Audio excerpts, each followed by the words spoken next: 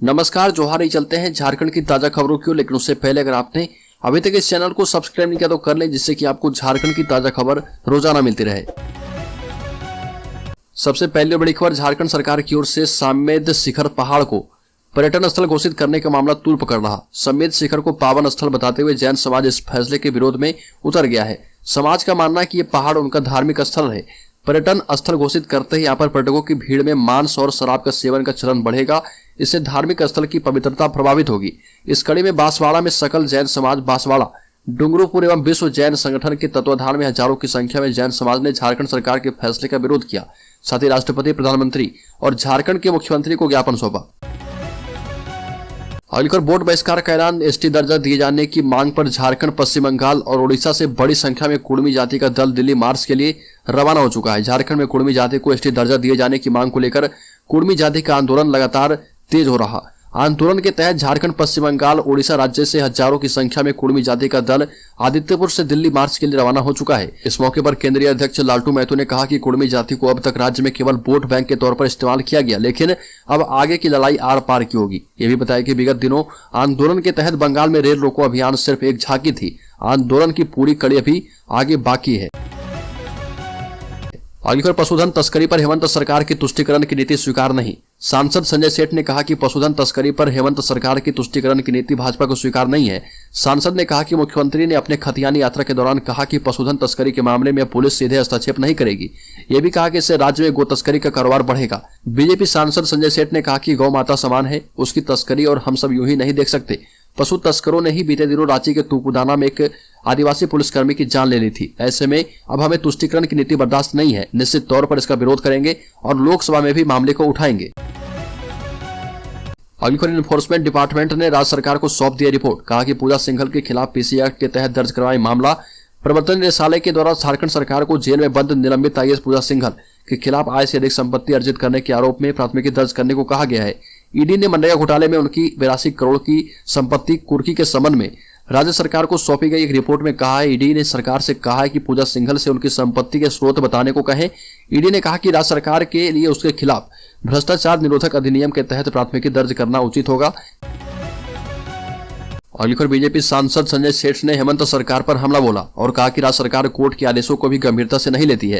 रांची सांसद संजय सेठ ने हेमंत सरकार के कार्यप्रणाली पर सवाल खड़ा करते हुए कहा कि न्यायालय के आदेश को भी राज्य सरकार गंभीरता से नहीं लेती। हाल के दिनों में हाईकोर्ट और सुप्रीम कोर्ट के द्वारा कुछ मामलों में दिए गए निर्देश और टिप्पणी का उल्लेख करते हुए कहा कि यह सरकार लगता नहीं है कि जनता के प्रति जिम्मेदार है। बिजली को लेकर हाहाकार मचने के बाद भी सरकार सोई है और कोई उपाय नहीं कर रही।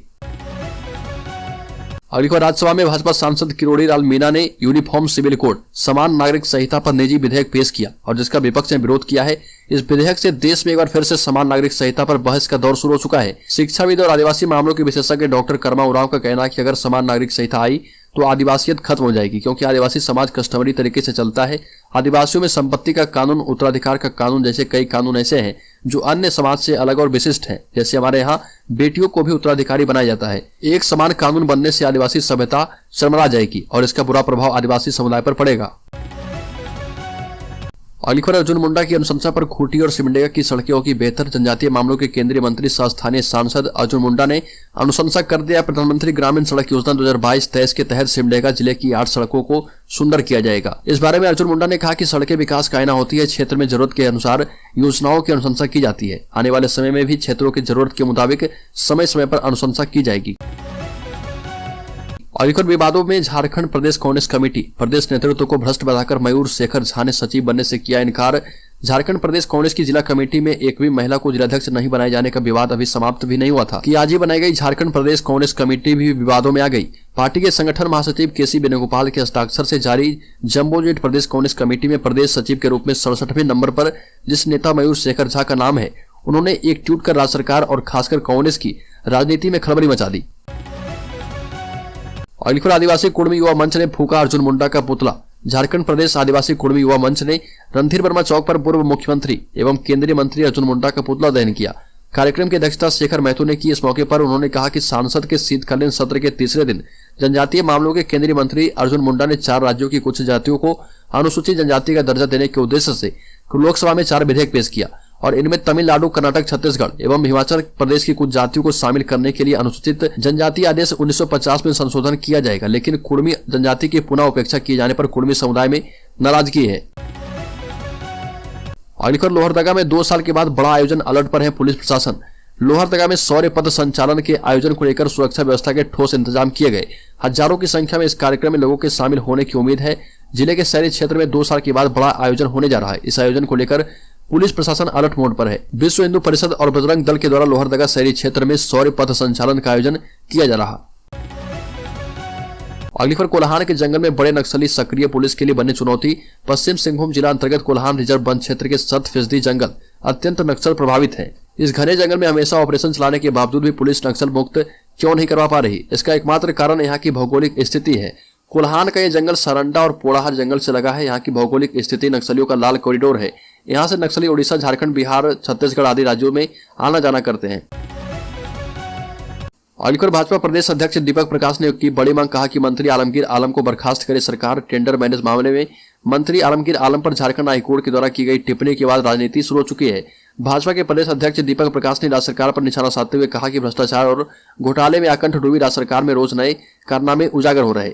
भाजपा के प्रदेश अध्यक्ष ने कहा कि अब सरकार के मंत्री विकास की जिम्मेदारी नहीं संभाल रहे, बल्कि ठेका पट्टा टेंडर मैनेज करने में ही अपनी सारी ताकत लगा रहे हैं। ये भी कहा कि उच्च न्यायालय ने जिस प्रकार से राज्य सरकार के मंत्री के खिलाफ कड़ी टिप्पणी की है, उससे राज्य सरकार का असली चेहरा सामने आ चुका है। अगली खबर, रांची की मेयर आशा लकड़ा ने मुख्यमंत्री हेमंत सोरेन पर तंज कसते हुए कहा कि आखिर किस खुशी में खतियानी जोहार यात्रा निकाली जा रही? क्या झारखंड में 1932 का खतियान आधारित स्थानीय नीति लागू कर दिया गया है? यह भी कहा कि सीएम झारखंडियों को बेवकूफ मत बनाइए। एक और आप जनजातीय भाषा को अहमियत दे रहे, वहीं दूसरी ओर गढ़वा में भोजपुरी कलाकारों को बुलाकर कार्यक्रम का आयोजन कर रहे, लेकिन कार्यक्रम में हुआ क्या, ये बताने की जरूरत नहीं है। गढ़वा के लोगों ने आपकी खतियानी आभार यात्रा का मुंहतोड़ जवाब दिया है। मेयर आशा लकड़ा ने कहा कि मुख्यमंत्री आप 1932 लागू कर सकते थे, लेकिन आपने ऐसा नहीं किया। आदिवासियों और स्थानीय लोगों की भावनाओं के साथ खेलने का काम कर रहे हैं। मेयर आशा लकड़ा ने कहा कि आपकी राजनीतिक षड्यंत्र का जवाब स्थानीय लोग अवश्य देंगे। यह भी कहा कि भाषा लोगों की पहचान है, इसलिए झारखंड को भाषाओं के आधार पर मत बांटिए। अगली खबर, झारखंड हाईकोर्ट ने राज्य भर की कोर्ट की सुरक्षा को लेकर जताई नाराजगी। कहा कि अब तक क्या किया है? झारखंड हाईकोर्ट ने राज्य भर की कोर्ट की सुरक्षा, अदालत भवनों की जर्जर स्थिति को लेकर स्वतः संज्ञान से दर्ज जनहित याचिका पर सुनवाई करते हुए स्पष्ट जवाब दायर नहीं होने पर नाराजगी जताई। Chief justice doctor Ravi Ranjan एवं जस्टिस सुजीत नारायण प्रसाद की खंडपीठ ने सुनवाई के दौरान मौखिक रूप से कहा कि सरकार के जवाब में अदालतों की सुरक्षा के लिए उठाए गए कदमों की कोई जानकारी नहीं दी गई। खंडपीठ ने सरकार को कोर्ट की सुरक्षा को लेकर पहले और वर्तमान में उठाए गए कदमों की स्पष्ट जानकारी देने का निर्देश दिया। अगली खबर, झारखंड में आज से लोगों को मिलेगी बिजली कटौती से राहत। झारखंड बिजली वितरण निगम लिमिटेड JBBNL द्वारा पावर फाइनेंस कॉर्पोरेशन PFC से 750 करोड़ रुपए लोन लेने की प्रक्रिया चल रही है। PFC को कागजात भेजे जा चुके हैं। बताया गया कि 12 दिसंबर से PFC 750 करोड़ में से 204 करोड़ रुपए रिलीज कर देगा। इस राशि का भुगतान DVC को बकाया मद में सीधे PFC से कर दिया जाएगा। इसके साथ ही केंद्र के द्वारा बिजली लेने पर भी लगी रोक हट जाएगी। तब झारखंड जरूरत के मुताबिक बिजली ले सकता है और लोड शेडिंग की समस्या से झारखंड को निजात मिल सकती है। वर्तमान में 300 से 400 मेगावाट की लोड शेडिंग हो रही है। हालांकि आज से झारखंड के लोगों को बिजली कटौती से राहत मिल सकती है। अगली खबर, झारखंड के दुमका जिला में स्थित बासुकीनाथ से चित्रा और चित्रा से जोड़मो नई रेल लाइन की स्वीकृति के बाद अब चित्रा से देवघर वाया सारठ एवं सारवा नई रेल लाइन का सर्वे का काम जल्द चालू होगा। गोड्डा सांसद डॉक्टर निशिकांत दुबे के प्रस्ताव पर रेल मंत्रालय के निर्देशा मुताबिक पूर्व रेलवे के GM अरुण अरोड़ा ने चित्रा से देवघर वाया सारठ एवं सारवा नई रेल लाइन के लिए फाइनल लोकेशन सर्वे का प्रपोजल रिपोर्ट रेलवे बोर्ड को भेज दिया है। अगली खबर, मनी लॉन्ड्रिंग के आरोपी जेल में मना रहे जश्न, कोर्ट ने CCTV फुटेज सौंपने का दिया आदेश। मनी लॉन्ड्रिंग के आरोपियों के द्वारा रांची स्थित बिरसा मुंडा सेंट्रल जेल में बर्थडे पार्टी और जश्न मनाने की सूचना ED को मिली थी। इस पर ED की टीम ने जेल प्रशासन से CCTV फुटेज मांगा था। जेल प्रशासन ने ED के द्वारा भेजे गए पत्र के आलोक में PMLA कोर्ट में पिटीशन दाखिल कर यह जानना चाहा था कि फुटेज देना न्याय संगत है या नहीं। जेल प्रशासन की याचिका पर कोर्ट ने CCTV फुटेज ED को सौंपने का आदेश दिया है। ED ने सुनवाई के दौरान कोर्ट को बताया कि मनी लॉन्ड्रिंग के आरोपी प्रशासनिक और राजनीतिक तौर पर प्रभावशाली है और इसलिए संबंधित आरोपियों के जेल जाने के बाद से उनकी गतिविधियों पर नजर रखी जा रही थी। अनकर पढ़ाई के लिए मुख्यमंत्री से मदद की गुहार लगाने वाली गढ़वा की बेबी कुमारी और उसके पूरे परिवार पर मुख्यमंत्री मेहरबान हो गए। मुख्यमंत्री ने उपायुक्त गढ़वा को बेबी और उसके पूरे परिवार को सरकार की विभिन्न योजनाओं से जोड़ने का निर्देश दिया था। मुख्यमंत्री के निर्देश के 48 घंटे के अंदर पूरे परिवार को विभिन्न योजनाओं से जोड़ा गया। बेबी कुमारी को सावित्रीबाई फुले किशोरी समृद्धि योजना और उसकी बहनों को कल्याण विभाग की छात्रवृत्ति योजना। मां ललिता देवी को बकरी पालन हेतु मुख्यमंत्री पशुधन विकास योजना से जोड़ा गया। बेबी के पिता इंद्रेश राम को मुख्यमंत्री रोजगार सृजन योजना के तहत 5 लाख रुपए स्वीकृत किए गए। अगली खबर लोहरदगा में बिल भुगतान के नाम पर एफआईआर दर्ज। झारखंड की सरकार जनता को कर रही दिग्भ्रमित। भाजपा जिलाध्यक्ष मनीर उरांव के नेतृत्व में एक प्रतिनिधिमंडल कुड्डू प्रखंड अंतर्गत सलगी पंचायत के ग्राम रोचो एवं नवाडी में भाजपा की पंचायत स्तर की बैठक हुई। इस दौरान जिलाध्यक्ष ने कहा कि मुफ्त में 100 यूनिट बिजली देने वाली हेमंत सोरेन की सरकार ग्रामीणों खासकर आदिवासियों की बकाया बिजली का भुगतान के नाम पर एफआईआर दर्ज करवा रही है, जबकि सरकारी कार्यालय में लाखों की बिजली बिल का बकाया रहने के बावजूद कोई कार्रवाई नहीं की जा रही। ये भी कहा कि आदिवासियों के नाम पर शासन करने वाली झारखंड की सरकार का यह सबसे बड़ा झूठ है। उसी तरह प्रधानमंत्री आवास जिन ग्रामीणों को मिली है वो बालू की किल्लत की वजह से अपने मकान का निर्माण नहीं करवा पा रहे। उन्हें भी आवास जल्द बनाने को लेकर नोटिस दी जा रही है। बालू की कालाबाजारी कर दूसरे शहरों में ये बालू जा रही है।